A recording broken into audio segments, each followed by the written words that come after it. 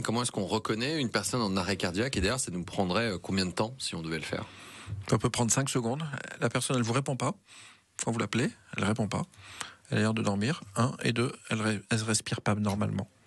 Donc une Elle personne respire pas bien. Or, soit elle respire pas du tout, ou elle respire bizarre. On se pose pas plus de questions. Aplado, massage cardiaque. Comment est-ce qu'on sait qu'une personne ne respire pas? Parce que c'est pas toujours évident. On peut se dire, elle a des vêtements, elle est, c'est pas. Eh ben, exactement. On pose la main sur le ventre. On pose la main sur le ventre de la personne. Et soit, ça se soulève régulièrement. C'est tout bien. Ça veut dire qu'elle respire correctement. Soit, ça se soulève pas du tout. Ou ça se soulève une fois de temps en temps, ou ça fait bizarre, et là elle respire pas correctement. Donc en fait, c'est en mettant la main sur le ventre qu'on sent les mouvements respiratoires. Et là, l'urgence, c'est quoi? C'est de masser? Masser, alerter, défibriller. Massage cardiaque, j'alerte les secours, le 112, le 18, le plus rapide pour avoir des secours qui arrivent, ou le 15. Et je défibrille. Alors ça veut dire quoi? Ça veut dire si j'ai un défibrillateur pas loin, je vais le chercher, ou je demande à quelqu'un d'aller le chercher.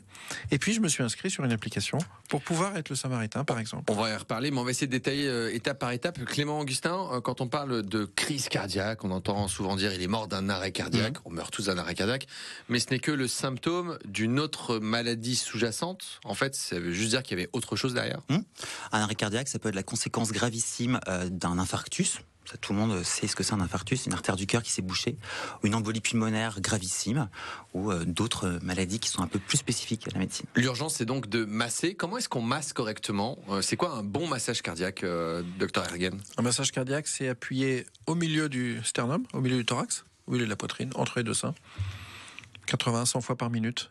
Et pourquoi on parle de Staying Alive? Parce que cette fameuse musique, ce fameux morceau, les Bee Gees, il nous donne exactement le bon tempo. Alors, c'est la plus célèbre, mais figurez-vous qu'il existe des playlists dédiées à l'arrêt cardiaque élaborées par l'hôpital de New York. La plus célèbre, c'est bien sûr Staying Alive, mais il y a aussi du Justin Bieber, il y a du Madonna, il y a du Tracy Chapman, et même Mariah Carey avec son célèbre pas tout ça. Heartbreaker.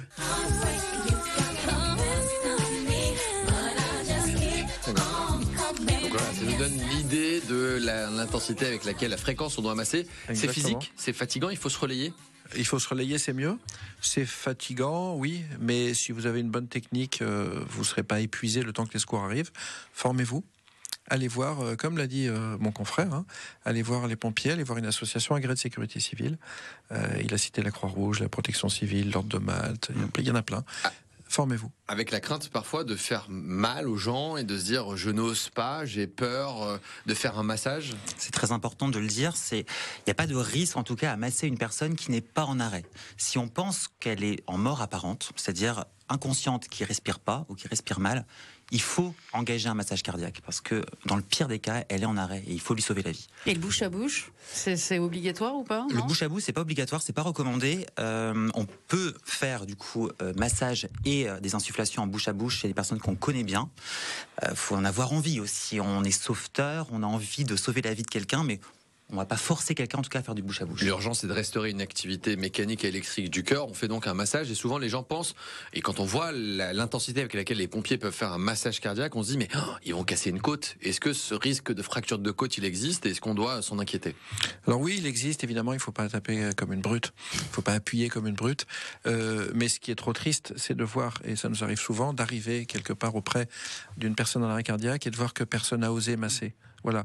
Donc il vaut mieux prendre le risque de casser des côtes, même si n'appuyez pas jusqu'à faire crack, c'est pas nécessaire. Et vous constatez justement en arrivant sur les interventions qu'il y a des gens formés et pas formés. Vous le voyez tout de suite et vous dites il y a potentiellement il y a quelque chose de fondamental, c'est quand on arrive sur une intervention et que personne n'a pu faire de geste de prendre secours, c'est moins bien parti, clairement. Et quand on arrive quelque part et qu'il y a un premier sauveteur qui a fait un massage cardiaque, c'est de bien meilleurs pronostics. Ça, c'est fondamental.